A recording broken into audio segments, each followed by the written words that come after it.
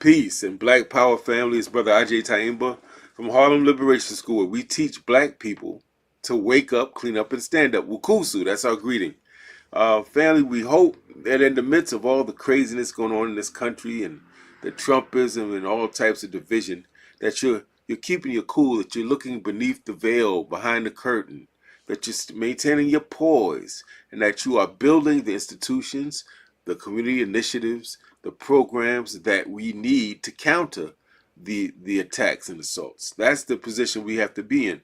And it's so funny that I would say that today, because the brother that we're going to have coming on in a few minutes is going to be talking about an ancestor that was completely talking about don't get frazzled, don't be scared, don't get too uptight, build, respond, address the issue.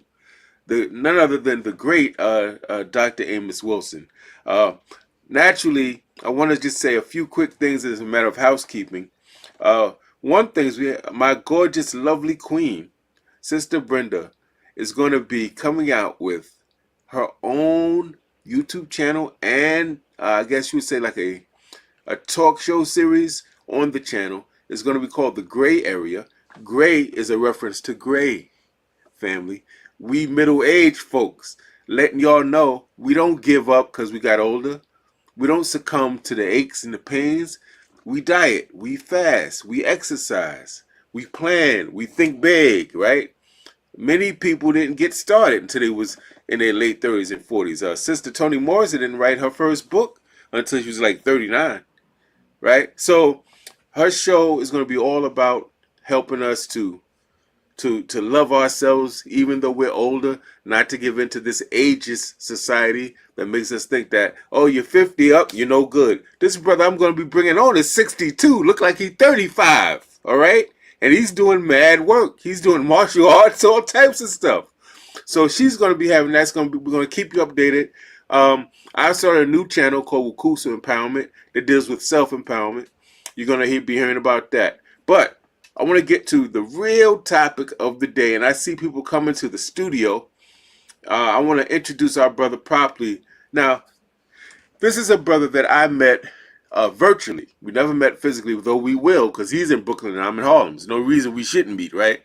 We met through a brotherhood called Jiko La Kumbunga, Eye of the Whirlwind, a group of Pan-African brothers throughout this country and overseas in Sierra Leone and the UK. Doing mighty, mighty powerful things.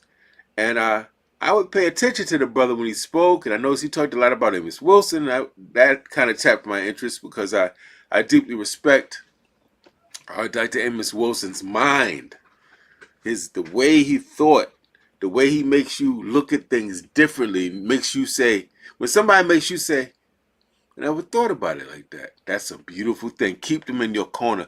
Get that person, keep them in your circle, because those are going to be some of the people that's going to turn our lives and our situations around, personally and in this country and in this world.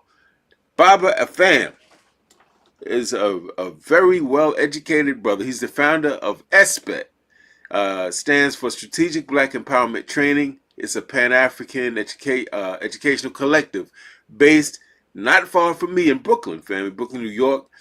And what's special about SBET and the work he does is that they teach the entirety of the Amos Wilson library of books and lectures, family. This is a big deal. I mean, this is something that I heard what he did. I said, man, this should have been coming out when I was younger. You know, who's teaching the whole library of Malcolm X speeches? Marimba Ani, Dr. Joseph Ben Jochannan, John Henry Clark. This is a very important thing, what he's doing. He's taking this idea of scholarship with an activist twist, and he's bringing it to the people, kind of like not putting roses on ourselves.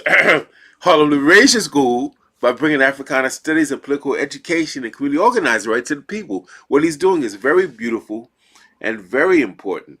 All Amos Wilson's books and lectures, right, to the brothers and sisters here and throughout the diaspora. And he's also the CEO and founder of Afam Consulting Group, and they offer educational consulting in 3 areas of expertise, including organizational leadership and professional development. I'm feeling that. Cultural competency and capacity. You got to feel that. And holistic health and wellness. So you know that means he's going to be on the Wukusu Empowerment channel too, family. Talking about that self, right? Because we're talking about collective stuff on Harlem Liberation School. But we got to talk about, we got to get ourselves in check, like Public Enemy said, right? So this brother has undergraduate degree in psychology, master's degree in leadership psychology, both from the great Penn State. He's currently pursuing a doctorate degree in educational leadership and policy analysis. This is a brother that you want on your team. You trying to build something educationally sound, something that's going to help the people. This is a brother you want to give a call to. And I believe he coaches and does some things like that as well. I have his complete biography right in the description section of this video, family. But right now, I am so eager to really get to talking about this brother and to this brother. I'm going to bring him on 1 second to join me here. Baba Afam, what is good, my brother? Peace, peace, peace. That was quite an intro, man. I appreciate that. Hey, brother, you are more than deserving. Now, before we get into the nitty gritty, I believe we want to show a video.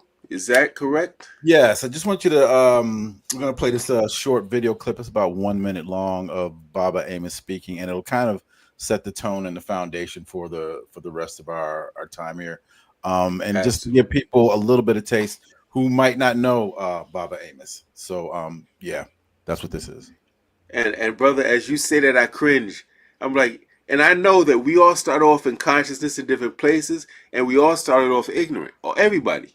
Mm-hmm. But if you a black man and woman and you don't know who Baba Amos Wilson is, that's like saying, I mean, that's amazing to me. Mm-hmm. But anyway, we're going to go to this video. We're going to be right back with you, family. Check it out with us.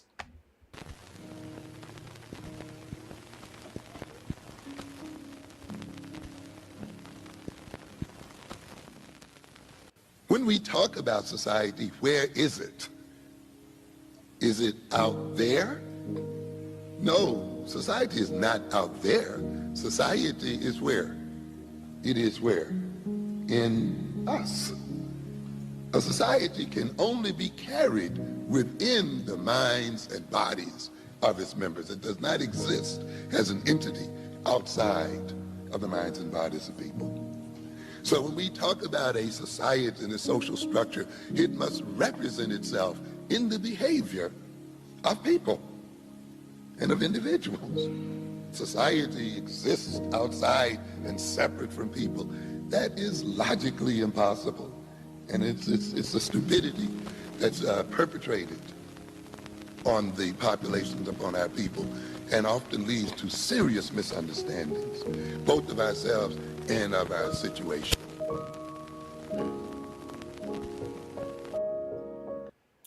Short and sweet.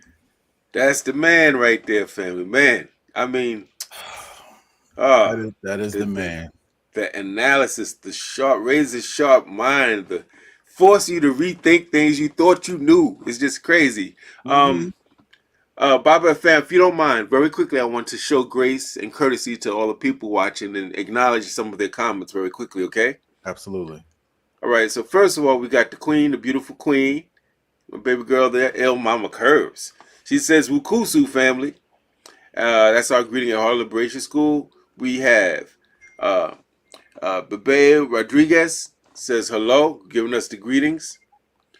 We have also Marvelous Marva, 9539. She says peace and blessings to the family. My Two Loves is in the building, giving us greetings. And Bibi Rodriguez says, sir, your book is phenomenal. I'm on my journey for resetting. I don't know who exactly she's speaking to. Is that you, Baba Fam, me, or is she talking about Dr. Amos Wilson? I don't know. But if you talk about Dr. Amos Wilson, for sure, man, we're going to talk about that in a minute. His books are life-changing. His books changed my life as a parent. We'll talk about that another time. Il Mama Curve says greetings. She's greeting different people. Yes, she says, Dr. Amos Wilson changed my life. Yes, man. Totally Good to grateful for hear. wisdom and direction. People like that, those are treasures, family. We meet all types of people, but there ain't too many you can say change your life. And he's Mm, definitely mm, in that number, and he needs hmm his proper respect for that. My personal Dr. Wilson notes are extensive, started during lockdown. Look at that. Just like Wow. Malcolm's work, reaching people wherever we are, man. Mm. Um, Sister Sheila, talking to us, I believe, from overseas. If I'm correct, she's in Germany. She says, peace and power. It's wonderful to see you together. Sending power and love from Germany. Amos' memory is still alive. Listen, Um, I got to tell you, Sister Shayla is one of our SBET facilitators, instructors. She's a part of the SBET crew. And ah, she has taken Amos's work, and we've done some. She's translated some of the slides we have in SBET into Portuguese because she's from Brazil, and she's been wow. teaching Amos's stuff to Brazilians as well. So That's we're gonna mix it beautiful. up, and I'm gonna tell you a little bit more about some of the stuff that I'm doing as far as Amos is concerned. But Shayla's on the team. Shayla's Yes, my girl. sir. All right. Now, let us thank all of you for coming through, supporting our brother Baba FM, supporting the channel Harlem Liberation School, but most importantly, supporting yourself to get more information about this giant that lived among us, intellectual giant. I want to begin with asking my brother, tell us just a little bit about who you are. We heard the biography, but just tell us, brother FM, who are you, and how did you come to spread to be so into Baba Amos Wilson, and to spread his teachings the way you do? Who am I? All right, we'll try to keep this as succinct as possible. So as you mentioned earlier, I am 62. So I was born in 1963 in Chicago, Illinois. Technically, Evanston, Illinois. Suburb of Chicago, North Side. So I grew up in the 60s. And kind of to give you the Cliff Notes version of how I became me. Just knowing that things were going on with the Panthers and civil rights and Martin Luther King and Malcolm X and everybody during the 60s, I had that energy all around me, even though in the home it wasn't there. Like I wasn't being taught, like I didn't grow up in a Pan-African household. But I just wanted to make the point that all of those things that were going on around me in that time left very strong impressions on me. Even as a child and as a young teen, the Black Power movement. And again, even though it wasn't in my household, it was everywhere. It was in the schools, it was on the streets, it was in the music. So these things have always, you know, uh, been with me and have, what's the kind of germinated. Like sometimes you're aware of stuff, but you really don't know the facts about certain things. So I had all this information and all of these feelings and stuff like that just kind of poured into me, but never had a real clear direction. And it wasn't until um, not too many years ago I found Amos Wilson on YouTube. Just just scrolling through stuff, looking through stuff, because professionally as a leadership psychology specialist and a healer, um, I'm always looking, and especially with my psychology background, I was probably searching Black psychology, and I came across him, right? And when I listened to, I remember the very first lecture I listened to was the psychology of Black liberation, and it blew my mind on so many different levels because the things that he was saying were so clear, so astonishing, so well thought out. I said to myself, like, wow, who is this man? And I bet he's not alive anymore because the things that he's saying are so powerfully truthful that I bet someone took him out because this is just like way too true. Now, let me back up a little bit to say that being born in Chicago and living in Chicago until I was 17, I moved to Brooklyn when I was let me see. I was born in Chicago, left there at 17, came to Brooklyn at 17, And I lived in Fort Greene, and I also lived in Clinton Hills. So if you know anything about the black movements at that time, the East had been around. There was the Slave Theater, the Black Lady Theater. There was Dr. Ben. There was Marimba Ani. There was Ivan Van Sertima. Like all of these heavyweights and giants were all over Brooklyn. So even though I didn't attend any of these gatherings, I'd be walking past the Slave Theater and I'd hear conversations. I'd see flyers. I'd be, again, it was almost like, the 60s and 70s in Chicago. I was being massaged with all of this information. So again, compress that into this timeline of where I got something burning in my heart, but I don't know what direction to put it in, right? Once I got my 2 degrees in psychology, and once I had, done all this study in healing and the martial arts and stuff like that, the universe or the ancestors led me to Amos. And when I found Amos, that was like the key that started the car. And it was like, oh, man. And I was like, how come I never heard of Amos before? And, and I think you might have said this in one of our Kimbunga meetings. Like, I think I remember one time I came in, I said I was late. And it might have been you or Singhor. It might have been you who said, you're not late. You right on time. You right here where you're supposed to be, right? And so even though I came to Amos late, it was on time to start the ignition that pulled all of my skills and all of my experiences in a very clear path so that, like, I am laser focused and on track. All right. Well, brother, we appreciate you getting it whenever you got it, because you got it, we getting it, and that's a beautiful thing. That's a beautiful thing, man. Yeah. Let me ask you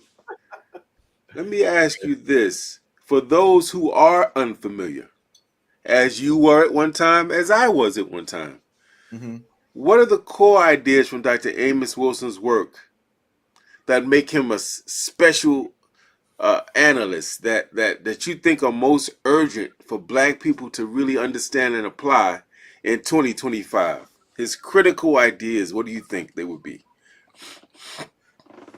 So, to try to be as succinct as possible, Amos was like open to everything. Like, this was not a man who would shut down information just because it came from Urugu, came from white people, or if it came from Asians, or if it was really old, or if it was whatever. This is a man who was like just a large funnel and just took everything in that he felt that might have some kind of good information. It's kind of like Bruce Lee saying with his Jeet Kune Do martial arts, it was absorb what is useful and just let go of the rest. So it's like, learn all these different martial arts, see what works for you, and then just discard the rest. So or in the African tradition, eat the fish and leave the bone. Right. Yeah, exactly. So one of the things that he really impressed me with, and I think I need to say this before we continue so that no one gets a wrong idea. You and I are not putting Amos above any other brother and sister in the work at all. We're not taking anything from John Henry Clark. We're not taking anything from Anthony Browder. We're not taking anything away from Van Sertima. Like, none of that. But we're just here to talk about Amos and to kind of celebrate him and share my path and SBET's path. So his openness, right? A lot of brothers and sisters can be really reactively judgmental about information, and it will close things down and shut things down in a minute. Amos was not like that at all. It's like, because someone could come to you or post something and it's like, oh, he's a Republican, I ain't gonna listen to what he's saying, or he's gay or LGBT, I can't listen to that. Amos was a sponge, and I have personally been in I have access indirectly to Amos's books and tapes and his handwriting notes. Like, I've seen like all of this stuff, and if you look at his library, this man read everything under the sun, right? So there's that openness piece. The other thing that's really, really crucial, and it was a big problem in the 80s and 90s, and it's still a problem now in some Pan-African circles, is that there are some brothers and sisters and organizations that love to talk, but not operationalize any kind of actions to like move forward. Even though Amos's background included theoretical psychology, he wasn't about theories. He was about putting together plans and then giving you information on how to execute those plans. You can listen to any lecture, you can read any book by Amos, and at the end, he's got a list of things for you to do. Like if you want to accomplish this, whether it's Blueprint for Black Power, whether it's black on black violence or whatever, it's like, this is what we need to be doing, brothers and sisters. Here are some ideas, so that when you get to the end of the book, you've got no excuse. It's not like you read it and said, oh, wow, that was really interesting. Like, he really made me think. I never thought of that before. It's like he puts it in your lap. Dr. James McIntosh was quoted once as calling Amos Wilson the ultimate Garveyite, because Amos was fully steeped in Marcus Garvey's methodology, his wisdom, his writings, his whole program, right? So even though Amos came with a lot of information, it wasn't just information for information's sake.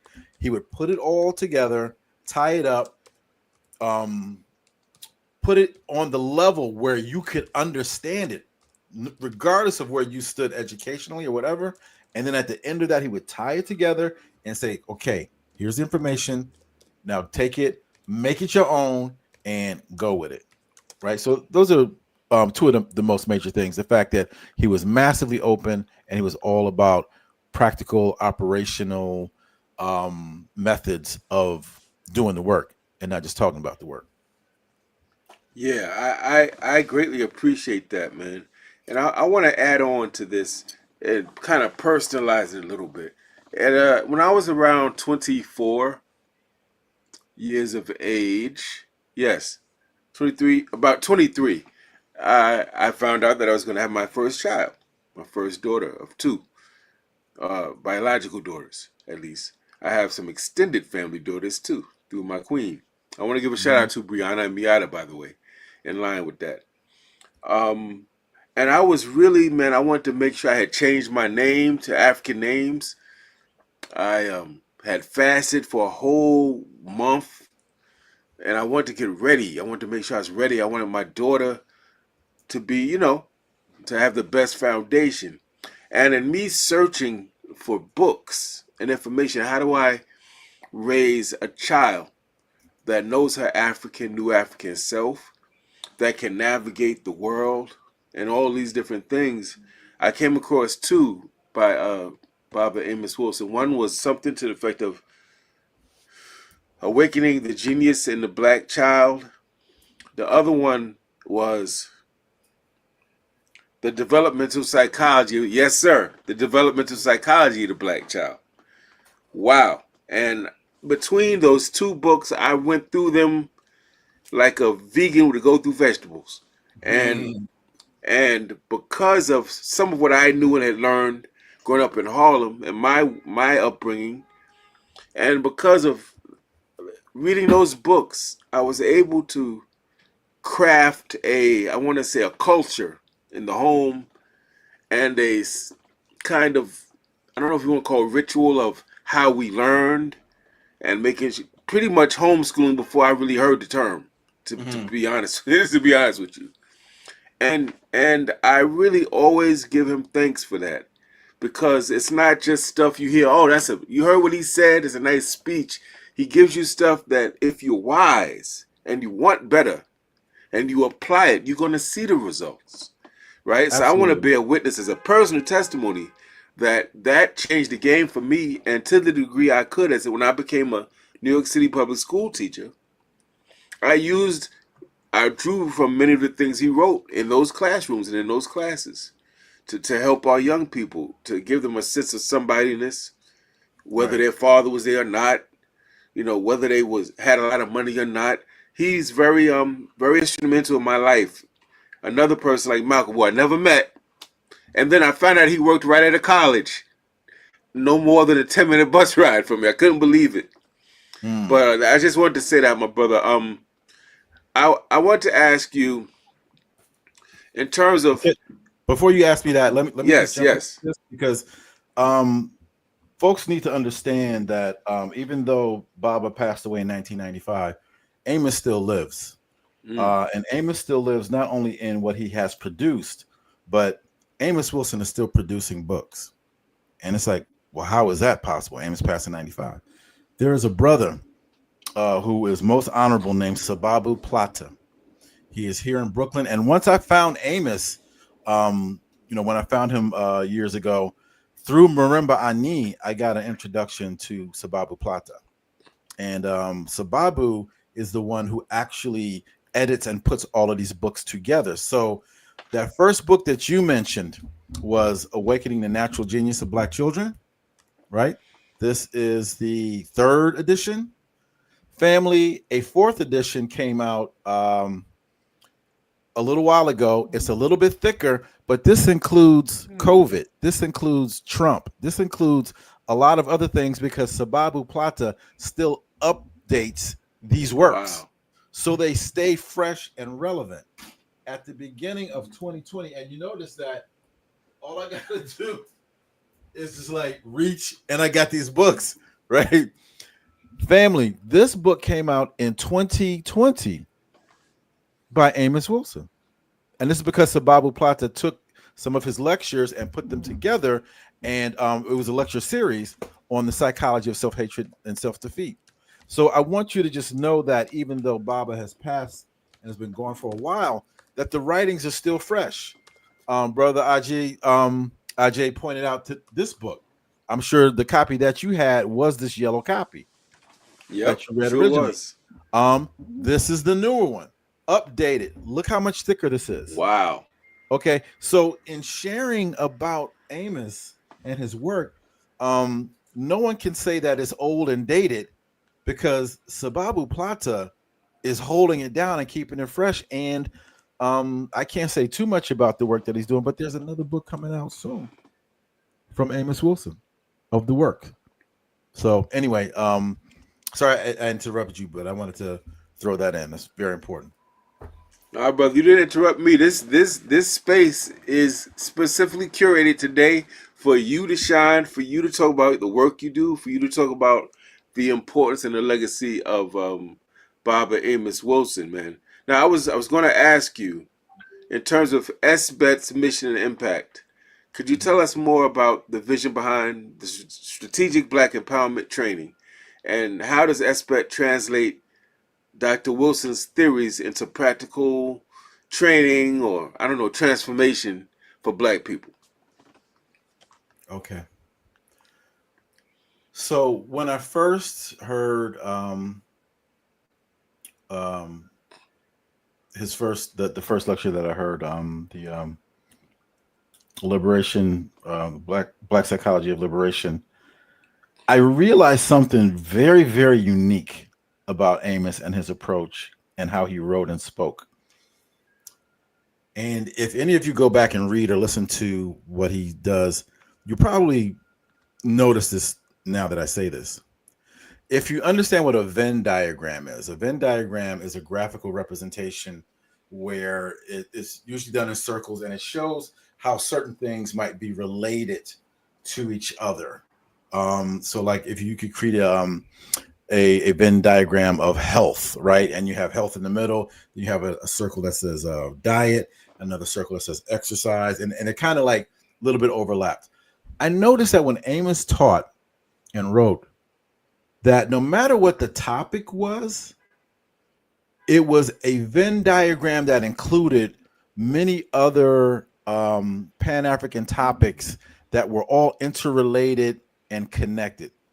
For instance, if he was talking about education, you can bet your bottom dollar that he was also going to be talking about psychology. He was going to be talking about relationships. He was going to be talking about economics. He was going to be talking about all these different societal pieces that actually come together and not just education alone for education's sake, because he understood the mosaic of social order. And this is why in that clip, he mentioned the importance of the mind being socialized, because we got all these different pieces in society that form our psyches that makes us who we think we are and controls how we behave. So when I saw that, and this also makes his readings very, very fulfilling.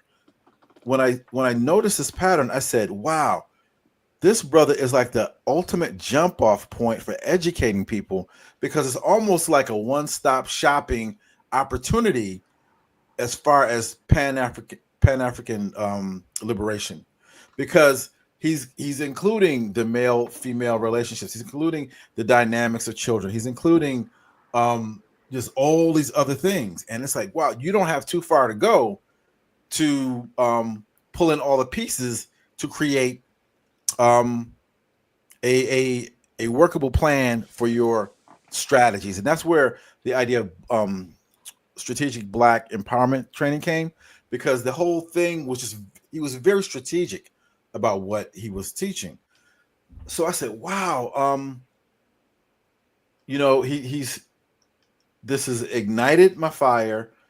This was like the information I was looking for myself, but I was like, man, I've got to share this. I've absolutely got to share this. And one of my mentors, some folks out there might know her. Her name is Esmeralda Simmons. She helped to start the Center for Law and Social Justice at Medgar Evers College. She's one of my mentors, and she and I were at the time, trying to put together a little Pan-African organization. And long story short, she was also friends with Marimba Ani. So Marimba and her and Amos and all this other stuff kind of happened at the same time. So when we were putting together this idea of a Pan-African initiative, we decided then that if anyone was going to be involved in our organization or initiative, they had to read Blueprint for Black Power first. That was like the interest, like, you can't be with us unless you read this book, right? That ended up turning into SBET, because it's like, it wasn't just Blueprint for Black Power, it was all the other things that he was writing and saying as well. And so knowing that the way he writes just blossoms out into all these other areas, as an educator and a psychologist, keenly focused on the mind, I was like, people have got to know this. I've got to reach people. People have got to know this, because what some folks don't understand is that when Amos was writing all of these books, and I don't know if you know this either, he wasn't just writing these books as just individual things that he was interested in. Amos and Sababu and the other people that he was working with were actually trying to create a library for Pan-African organizations to have as a reference for whatever they needed and whatever they did. So let's say there was this many Amos books. Let's say there was like 20 or whatever. They wanted to create a full library. So it's like, okay, here's Harlem Liberation School. Here's your Amos library. Basani, here's your library. Here's your library. So that's what they were working towards, right? Like a full spectrum of education. Yeah. So basically, I'm kind of like moving in that vibe of bringing this to not only the diaspora, but to those in the motherland, bringing all of these teachings that interlock very nicely like a Venn diagram. So I hope that answers your question, because I get a little excited and worked up. That's a good thing, man. There's a whole lot out here to get excited about, and that's a good thing to get excited about. I want to also add this flavor. I don't know if you all have people in your life that when you really need good advice, you need to know which way should I move and how should I be looking at this, and is this a problem or not? You call them. You're going to call them, email them. You're going to seek them out, because you know that they're never going to tell you some crap. They're never going to tell you something based on the ego or what they want. They're going to always tell you something that's exceedingly wise and that sets you up for the best possible outcome. Now, Dr. Amos Wilson, to me, there's a few people in my life. Dr. James Turner, a brother named Scott Brown, he's a professor at UCLA. There's a few people like that. I call them, and they always, my mother, they just give you that boom.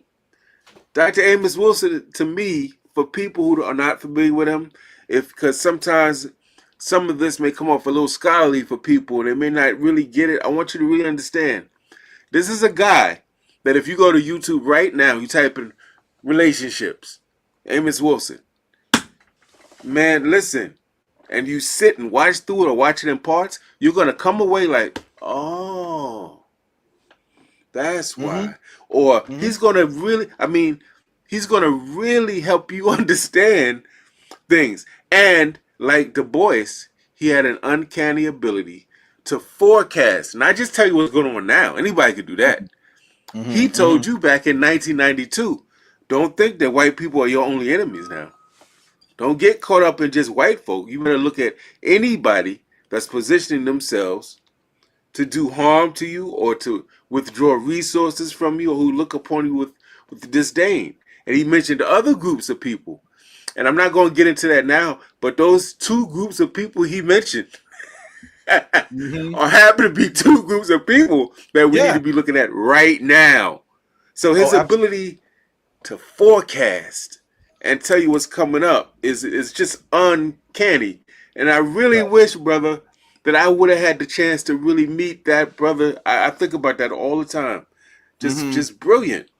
Brilliant. Now, and to say that he was a genius, and again, we're not trying to like hero worship or anything like that, but he is genius level intellect plus him as a man and a person was stellar. He was not only a psychologist, but he was also a social worker, and I think he also did work in corrections as well, if I'm not mistaken. So he was also a people's person. He had like an open door policy. He was very, very much involved with just ground level, street level, like non-judgmental interactions with brothers and sisters.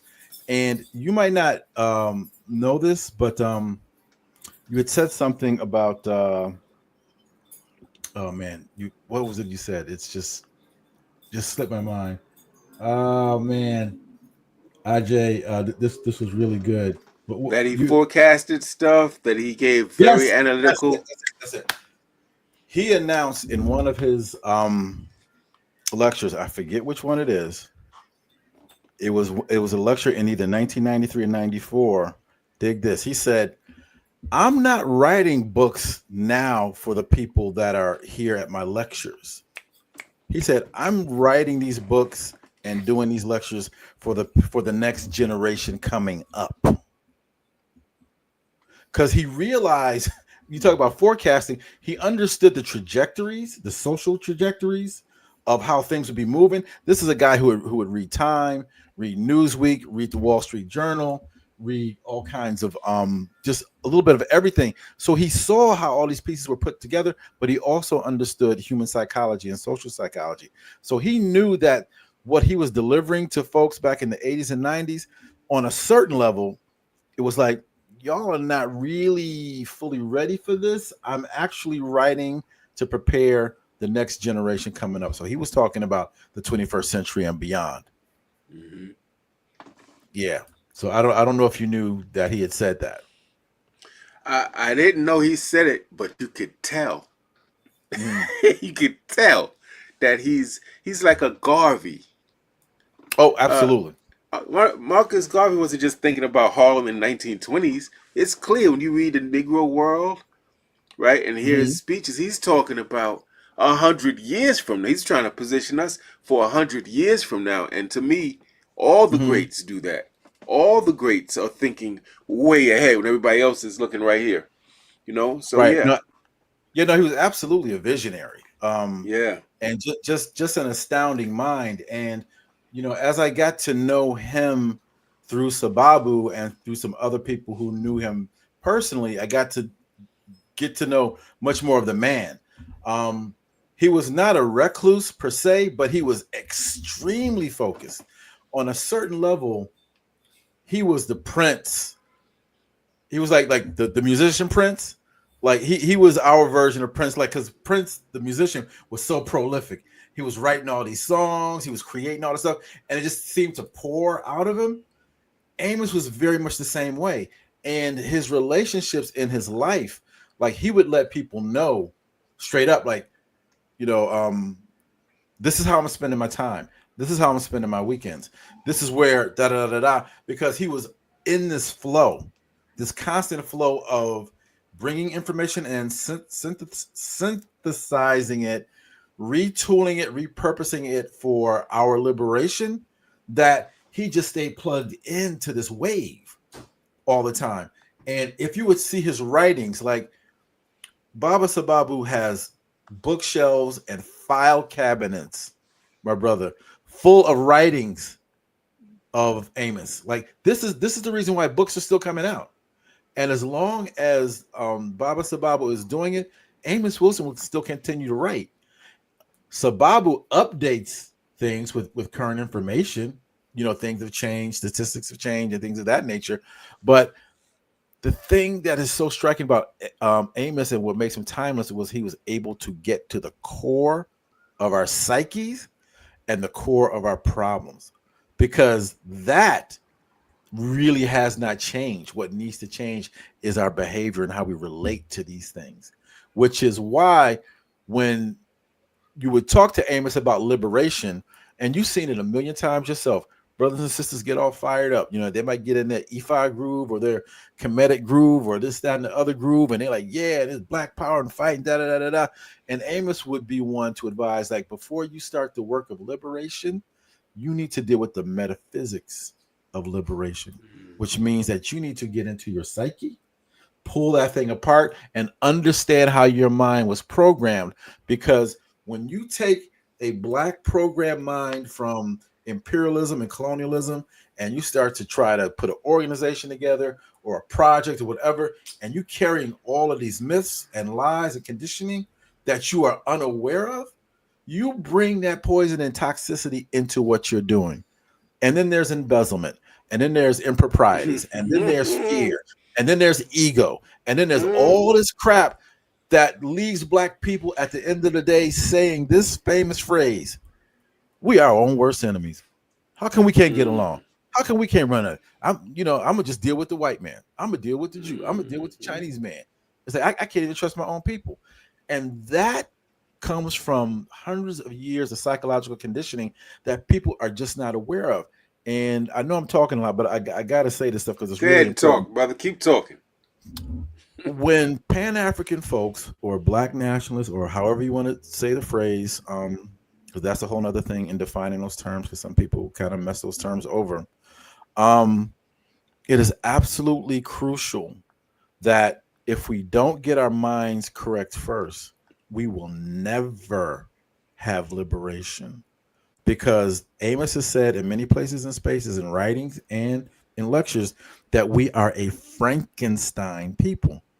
And he didn't mean that derogatorily. He meant that we as Africans on the continent and around the world have had our psyche shaped, formed, and fashioned by white supremacy, and now the supremacy of other non-white peoples, to the effect that we behave in ways to serve them, even when we think that we're doing stuff for ourselves. Classic example from the bougie class of black folks, or black folks who have some money. When black folks get to a certain level, they got some college degrees, they have some money, they have some whatever, they consider their freedom the capacity to take their money and spend it all on white people stuff or foreign stuff or expensive stuff, giving their money and time and energy to someone else, because I'm free. I can spend my money wherever I want to. I can buy a Lexus. I can buy a Mercedes. Yeah, I can buy like the Louis Vuitton. Yeah, I can do it because I'm free. I'm a free black man. And all Louis Vuitton is doing and Mercedes has been like, thank you, Negro. Thank you, Negro. So there's a part in the psyche where and he uses a correlation between a drug addict feeling the most free when the drug has its greatest grip on him. It's the same psychologically that some black folks feel the most free when they are doing things that are actually counterproductive to them. It's like, I got this job. I'm leaving the hood. I'm leaving Bed-Stuy. I'm leaving Harlem. I'm gonna go live in a cul-de-sac in a white neighborhood because I made it and I'm free. Can I While can I you add buy, to that? hmm? I'm sorry to interrupt. I Yeah. want to add to that. Speaking to your point about the spending money with white folk, that's the first crime. Spending money with people who you know despise not just you, your very presence, the very mention of your name, and whose ancestors benefited and became wealthy off the backs of our free labor. But here's the other part. While we're making these people rich, Baba Afam, we got black people right in our neighborhood who with businesses doing that we are completely not supporting, and they are starving to death. And it's Mm-hmm. that double crime, Mm-hmm. that Amos Wilson, he said something that I think about all the time. He said, each and every one of he said, white supremacy cannot exist unless we're out of our minds. Oh yeah, yes. He said we Right? have to be crazy, out of our Yeah. minds, and reversed as a people. And that's what he meant by that being the Frankenstein thing. It's like because when you use certain, and I appreciate how he used certain social psychological tools, like there's classical conditioning, operant conditioning, social identity theory, a few of social amnesia theory. He would pull out these scholarly theories, break them down so that everyone can understand them. And in SBET, what we do is we create slides and break them even further down so that you can see these ideas graphically. But you are actually perpetuating your own oppression when you like to your point. It's like you can have people in your own neighborhood starving and they got businesses, and you actually disdain going to them and would actually feel better giving your money to someone non-black, right? It really shows how reversed and crazy we are, um not only figuratively but literally, because you have to be unwell when you operate in a way where, whether you know it or not, that you continuously do yourself in. You continuously shoot yourself in the foot, stab yourself in the back, and then ask the question, why is this so hard for us? How come we can't get along? How come, like, look at the Jews. See how they take care of each other? See these Chinese people, like, how come we can't do that? And then our behaviors are all conditioned and wrapped up in perpetuating these behaviors. And Amos just had a way of getting to the heart of that. But let me say this, because this is really important. And this is what I personally run into doing Amos's work. Getting to the heart of those issues, those psychological issues, is very uncomfortable for some people. It's almost like damn near going to therapy.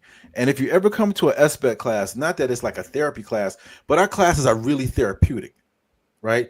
We understand that when we give SBET classes, it's like Vegas rules. Whatever happens there stays there, because it takes a level of Amos didn't use this word because it wasn't in fashion at that time.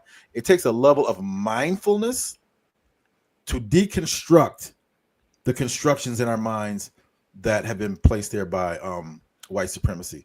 So for some people, Amos's work was very uncomfortable because it hit the heartstrings of people. It made people feel uncomfortable to take a look at themselves. So some people, some well-intentioned brothers and sisters, get busy. They get to the busy work. Oh, we got to march. We got to protest, and we're gonna do this, and we got to do this. And they stay so busy, so busy, so busy, but never do the introspective work that it takes to unseed and decolonize the mind. Right. So even when Amos was alive, or something happened. I don't know if it happened. I don't think it was a slave theater. I think it was on 125th Street at his place, because he had a printing place on 125th.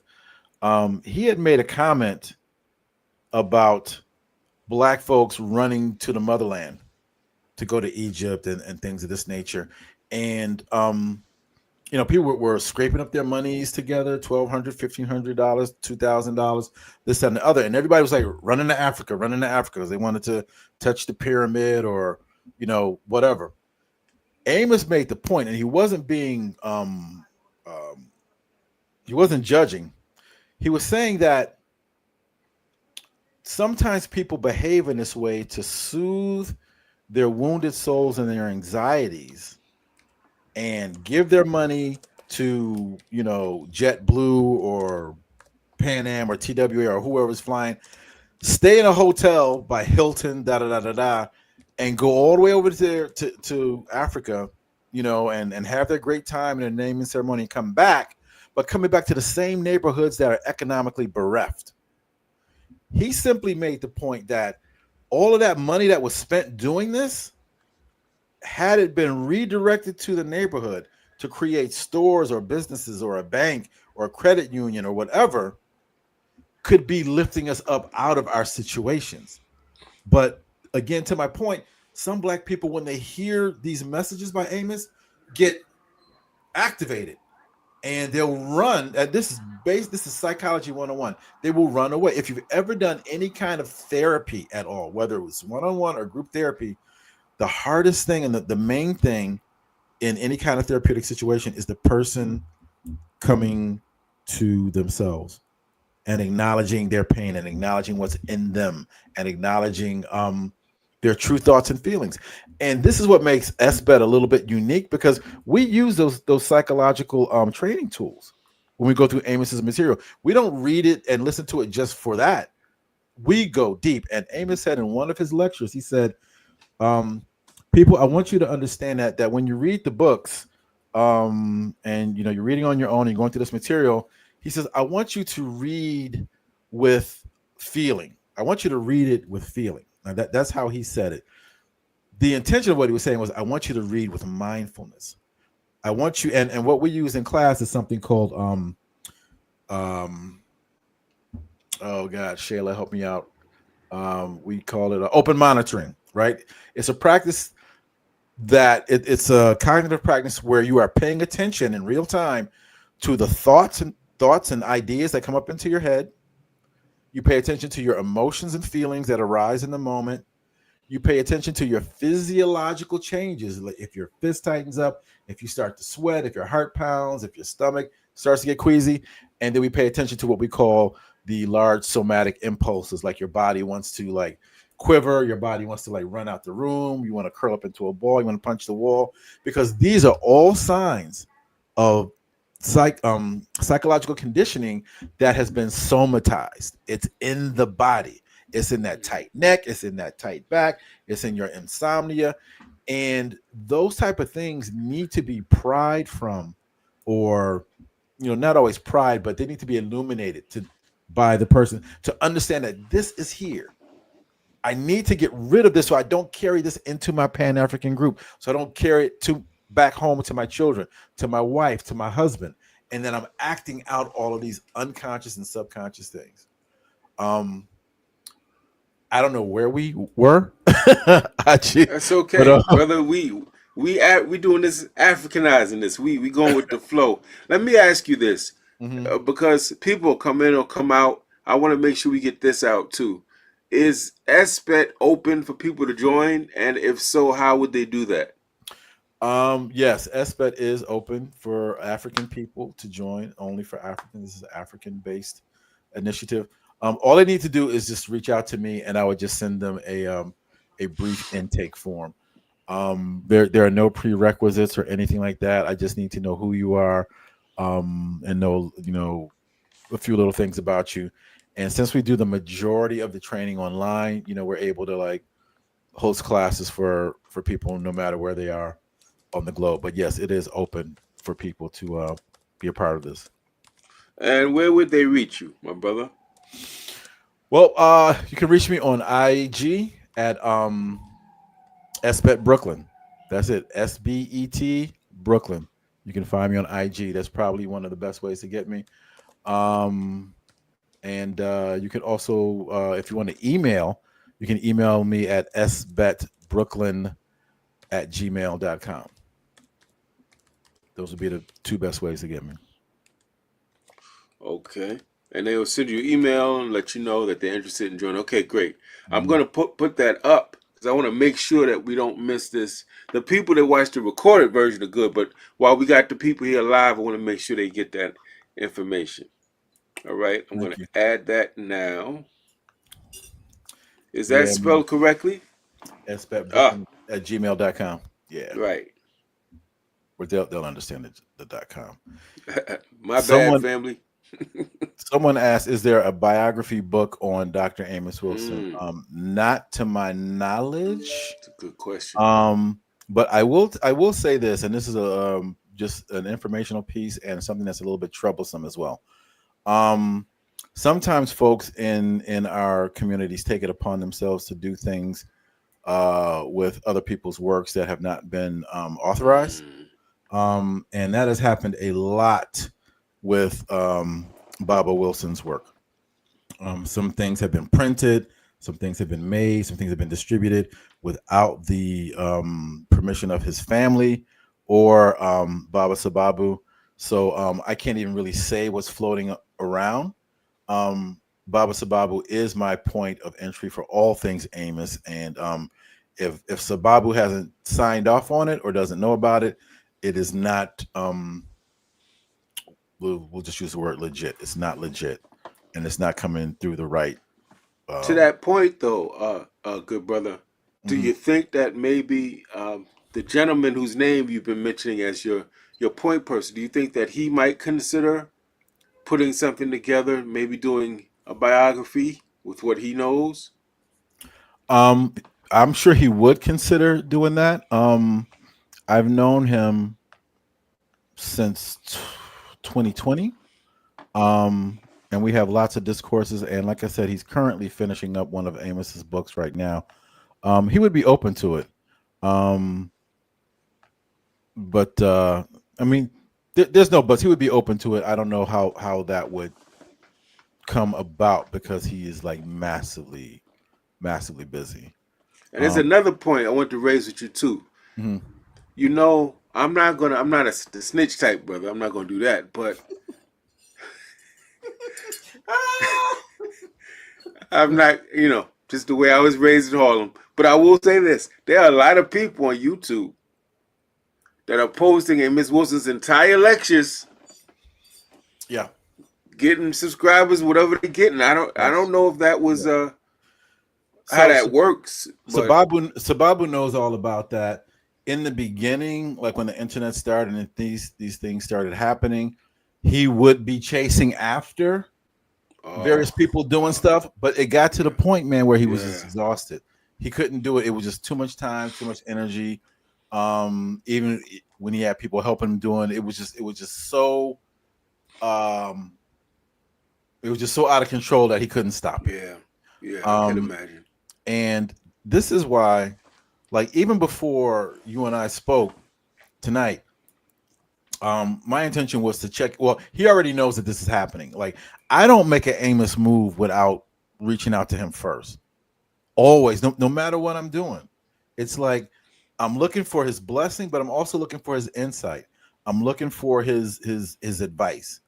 I'm looking, just any kind of connection. Like Sababu, I got a lecture to do. Sababu, I'm doing a this or that, and just throw it at him. And because this to me is also the African respect of our elders and the respect for our work and what we're trying to Yeah, do. man. And it's like, Yeah.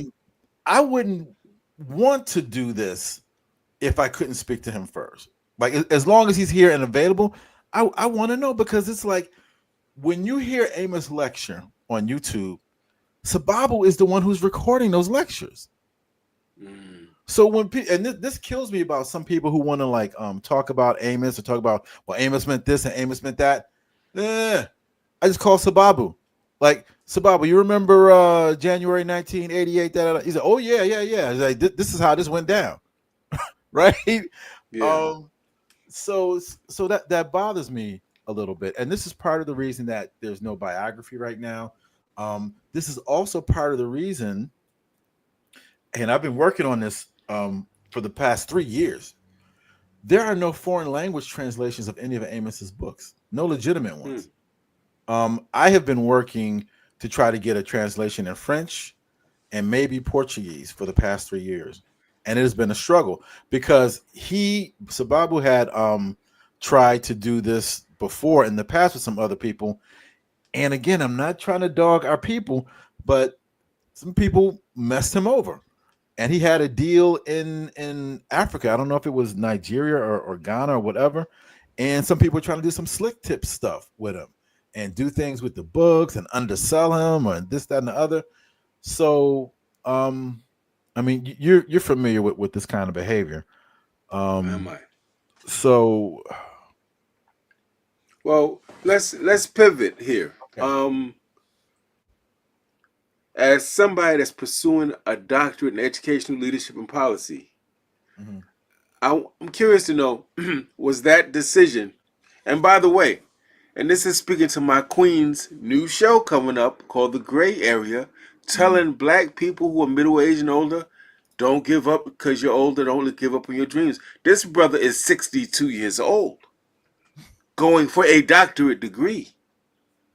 Huh? Does that resonate with you? Anna Julia Cooper got her doctorate in her 60s. One of our great 19th century, before we had a womanist word, she was on that, Mhm. right? Black nationalist, womanist, right? In France, too, by the way. Got it in France at that time. So I'm very interested to know, how do you see this academic and professional journey? Is it inspired in some degree by the legacy of people like Dr. Amos Wilson, who was real big about education, and particularly one that prepared us to serve our people and to advance ourselves? Does he play a role in that decision that you made to do that? I'm curious. So, let me just say this about Amos and education. Um, and you'll find this on YouTube and some videos and lectures and stuff like that. Education for Amos meant that you educate your people for survival. And that didn't mean Harvard, that didn't mean lots of degrees, that didn't mean whatever. But you train your people to know, and you teach and educate your people to know the things that they need to do to ensure their survival and the survival of their group.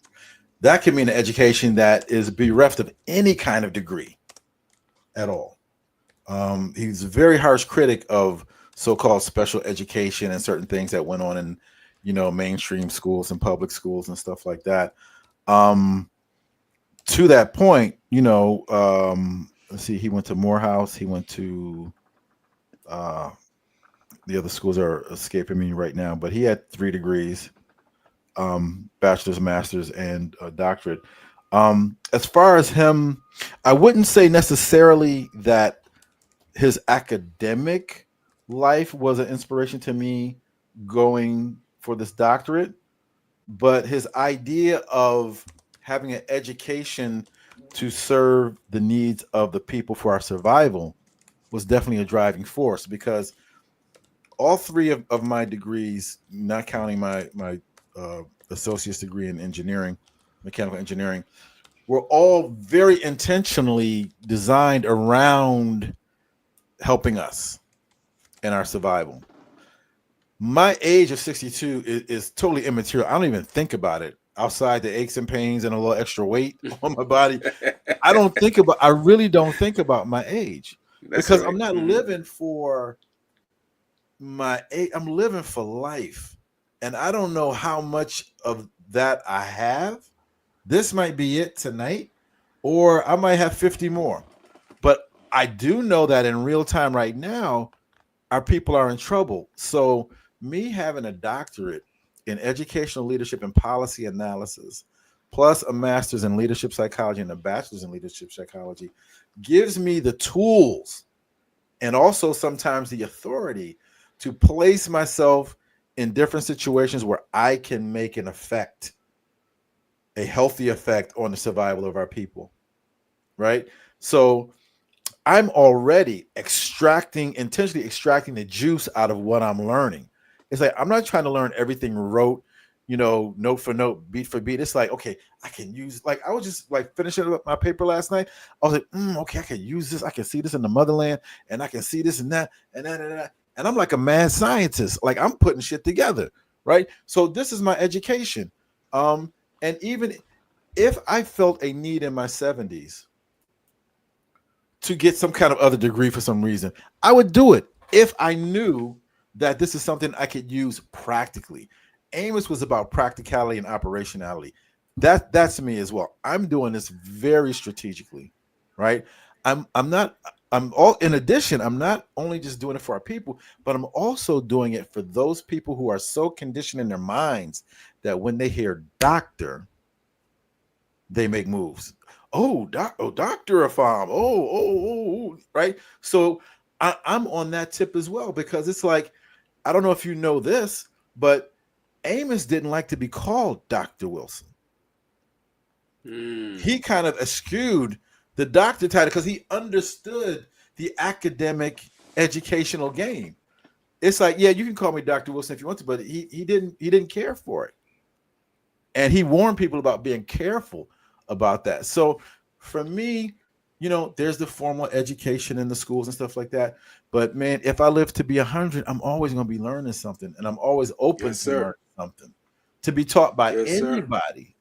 You know what I mean? So, my age, while it might, hopefully it will inspire some people who are like, oh man, I'm too old to go back to school. Let that inspire you, fully. But for me, it doesn't matter.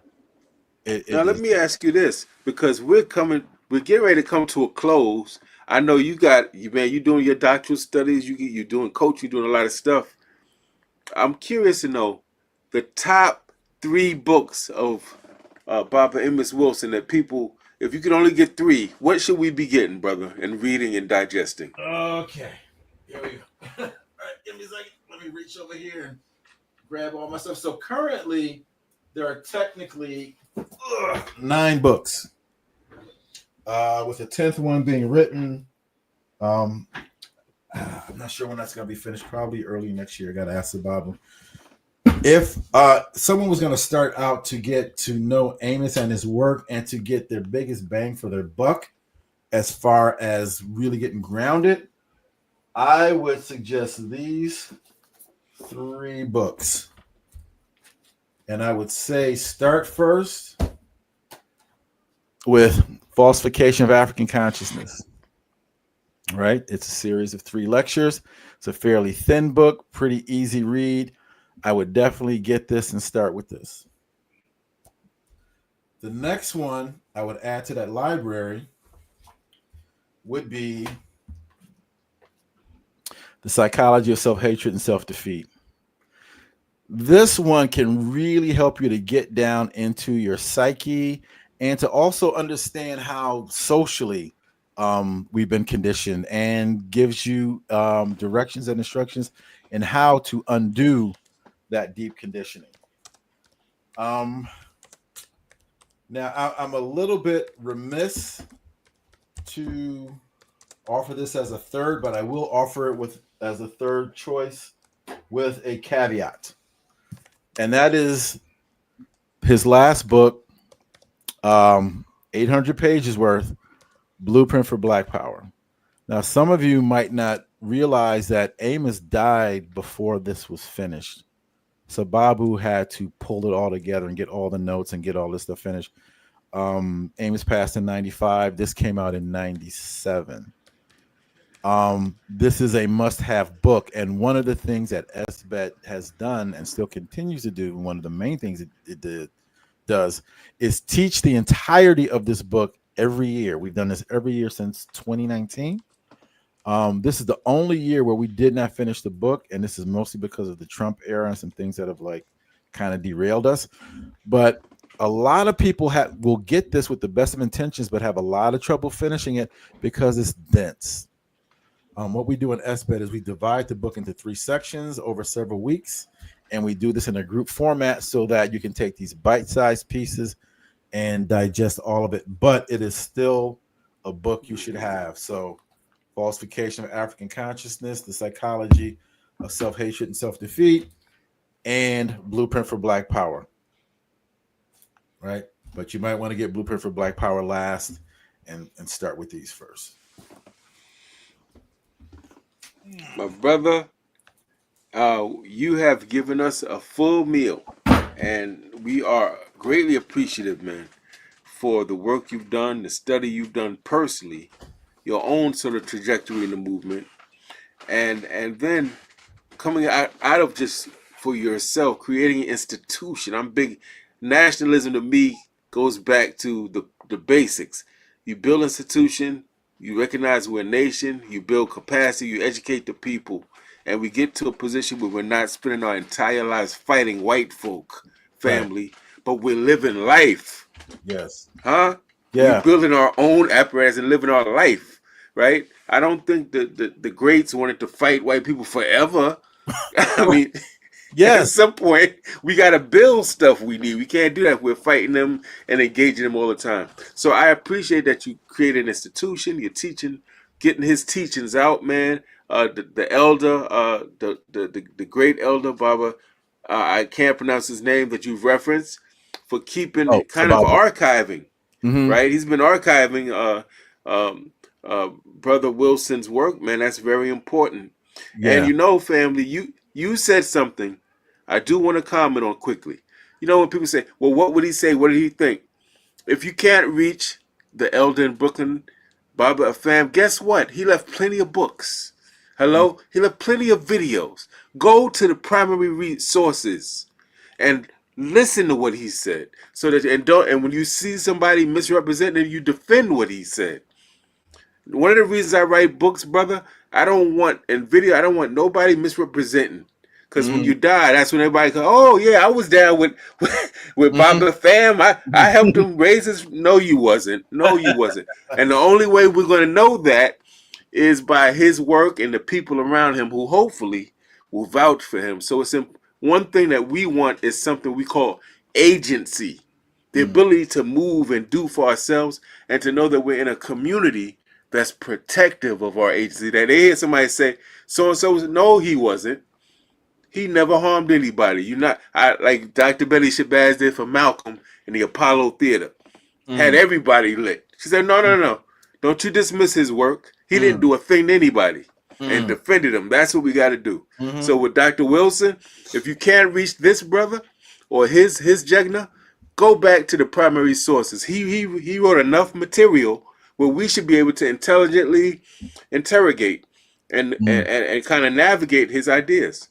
You know, I want to make sure that people see that we have Brenda Hilaire's new YouTube series, The Gray Area. I think she's seeing it as being for our middle-aged folks and older, coming out soon. It's very important. Family, this is her first time doing this. It's a big deal for her and me as my better half, most days of the week at least. I'm very proud of her stepping out of her comfort zone. We're going to be giving you updates. We're going to have her on to talk about what she's doing. Also, I want you to go to my new YouTube channel. I say mine because I'm creating it, but it's really for us. It's self-empowerment. Some of what Baba Afam said and what the very first video we played was him saying, society ain't out there. Society is in here. It's kind of implying that all the things we want our organizations to be, and families and government, we got to embody those things. So that's now talking about self-empowerment, right? And so I hope that you all will go to Wukusu Self-Empowerment channel as well. My brother, please take us away. What were you going to say?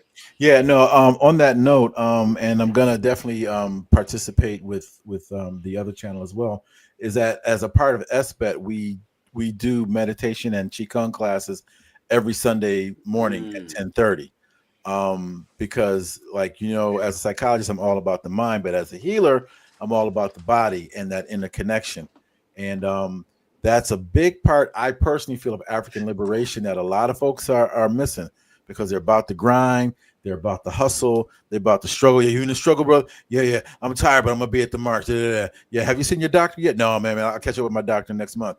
Like too many brothers and sisters are dropping dead from heart attacks and strokes and Yes, stuff like sir. Teach. that. And on my watch, no. I'm very keen on looking out for the people in my community, and as far as total health and total wellness. Yeah, so I'm definitely going to be supporting you on that, my brother. That's what's up. And as always, family, if you want to show some monetary love for this work, that's the Cash App, $ True 7143. But more importantly, Harlem Liberation School, we're over 6,300 subscribers. Some say that's not a lot. Some say that's a whole lot. Depends. But what we're saying is we're taking a position of we want to be a source of advertising for our people. If you're a black author, independent author, a film writer, a person that's trying to raise money for your organization, you want people to come to your meetings and events, or you want to recruit people, we want you to see us as one of the places you'll go to for very affordable advertising space, product placement, sharing your links and information and things of that nature. There's a video we have out that details all that. Please, let's talk business. Okay, we talk protests. We talk about white folk and what we don't do. Let's talk some business. Let's set each other up to win, family. Right. That's how we win, right? Yep. Baba Afam, was there anything you didn't get to say that you would like to say? A lot, but I will just say this for those who are here now listening, and those who may watch the recording later. There are answers. There are solutions. There is a way to gain ground and make ground. And Amos's teachings and strategies, and not discounting anyone else, but I'm just saying that Amos's teachings and strategies are one of the best ways to start that, and even to use that as a jump off point to your personal or your group liberation strategies. And whether you're learning within the SBET community or learning directly from his books or his lectures, I would encourage people to use his work as a platform for whatever it is you're building, because his platform is as solid as granite. And that's all I would say on that. Well, look, man, we're going to listen, brother. If you thought that you was just going to come up here one time and drop your jewels and that's it, I got another thing coming. We're going to have you back, and I would love to have you do I don't know if you're open to do an SBET class, maybe. Show us what that's like, right, live. And we need to get you on the empowerment channel, because I saw you, brother, in the pictures. I said that looks like Tai Chi, but you call it, what is it again? Qigong. I want to go to Brooklyn, and I want to see, I have medical issues and all that, but I want to see if I can take part in some of that. I'm interested in that. I'm very interested in self-empowerment, brother. So I'd like to have you on to talk about that aspect of what you do as well. Cool. Thank you. I appreciate that. Thank you for your time, man. Thank you for making time for us. And thank you for making a space for us and putting something here that was not here. To honor an ancestor, and to honor a person that fought for us with everything he had. Yeah, and I think that's worthy of great respect and honor. So we thank you for that. Yeah, he gave his life. He literally gave his life for the cause, for us. Yeah, man. He had a big heart of love, man. Very little ego. He was special, very special. But thank you, brother AJ. I really appreciate all that you do, your spirit, your love, your wisdom, and your energy and drive. And I'm definitely here to support Harlem Liberation School and all the other initiatives, man. So yeah, we're gonna rock and roll. That's what's up, man. So for sure. Thank you, Baba Afam. We're gonna conclude at this point. Thank you all for coming through. At Harlem Liberation School we say Wukusu, but we have a spirituality piece. We believe that you can speak things into existence, that we have divine authoritative utterance. That when we say, "Oh my God, my foot is killing me," we might want to be careful about that. Right? When you say you make me want to crash a car, we might want to be careful about that. We might want to say, I am going to be well. I will be prosperous. I will attract abundance. And what we say is 3 words. No matter what Trump or anybody is saying or doing, we will win. We want to imprint that, tattoo it in your brain. Because when you think that, you're going to move. When people believe they're going to win, they move differently. Man, right? You starting stuff because Amos had a lot to say about the power of words. Yes, sir. Yes, we'll I know talk he about did. that next time because yes, sir, man. So rich. So thank y'all, man. Please stay tuned for announcements about the Queen Show coming up. Please look to support to advertise your business through Harlem Liberation School or your work, and please follow up with our good brother Baba Afam. Support his work and what he's doing. Support those that support you. It's very simple, family. Many people understand this. Some of us do, but many more of us have to really understand. If we took 5% of what we give to enemies and just gave it to the people in our own families, in our own communities, oh my God, people wouldn't be taking over our community. This is what Amos was about. This is what he was saying. It's not rocket science, and if we saw people in our community blasting music and acting like they crazy, we would have a force to check that. Nah, get out of here with that. Oh, can I indulge just one last thing real quick? Because someone had commented about my flag on the wall in the back.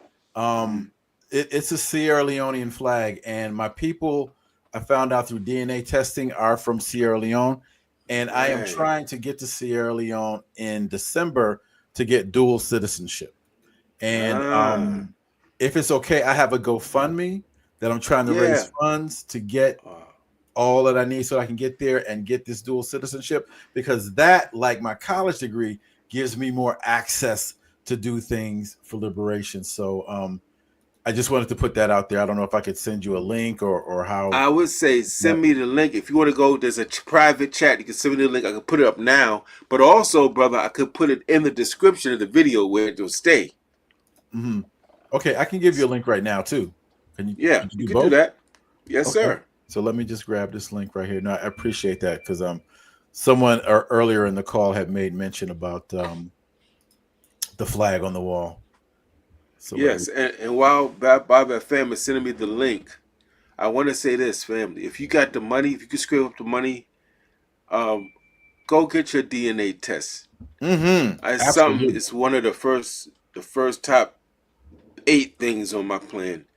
Find out, one, for your own personal sort of aggrandizement, self-aggrandizement, but more importantly, some of these countries, as they're waking up in Africa, family, they're waking up and they're starting to see that we are their long-lost brothers, sisters, and cousins, and they have offered dual citizenship. Burkina Faso and others are taking the lead, Sierra Leone, but find out.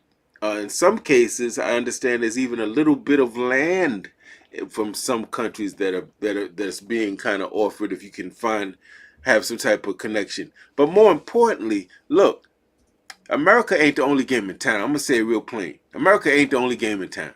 No. There's other countries in this world, family, that's coming up, developing infrastructure, technology, and all that, banking, all of that. And we might want to look overseas for other options. Absolutely, because America is almost done. But I'll just say this: when you know where you come from in Africa, because I found out in 2021, you talk about a psycho-emotional lift. Like, I walk on cushions of air for the first time, knowing where my people come from and who they are. Because it's not like a 23andMe where it's just like, okay, well, you from West Africa. They take you to the tribe, to the people that you come from. I am Timney on my mother's side. My people are the Timney people. I was never able to say that before. And just being able to say that changes my whole thing, because now I know who I am as a person. Regardless of what's going on in Sierra Leone, regardless of the problems, stuff like that, I am connected to a people group for the first time in my life. And that is powerful. So if you get your DNA tested, there's a lot of benefits for that for yourself personally. Like Baba J was saying, like getting some land, getting some, spreading out and just like expanding your world. It's a win-win to get your DNA tested. So I would wholeheartedly What service did you use, Baba Afam, for that? I used African ancestry. African ancestry. Okay. Yeah. Okay, that's what's up. Listen, man, thank you for your time, brother. We're going to let you get your dinner on, get your writing on, whatever you got to do. Want to thank all of the Africans, new Africans who came out, and some of the rest of you who came out. If you came out and you're in peace and you want to learn, no problem. Thank you all. Have a blessed evening and a blessed weekend. Peace and Black Power, family. Absolutely. Peace. Thank you, my brother. Yes, sir. All right.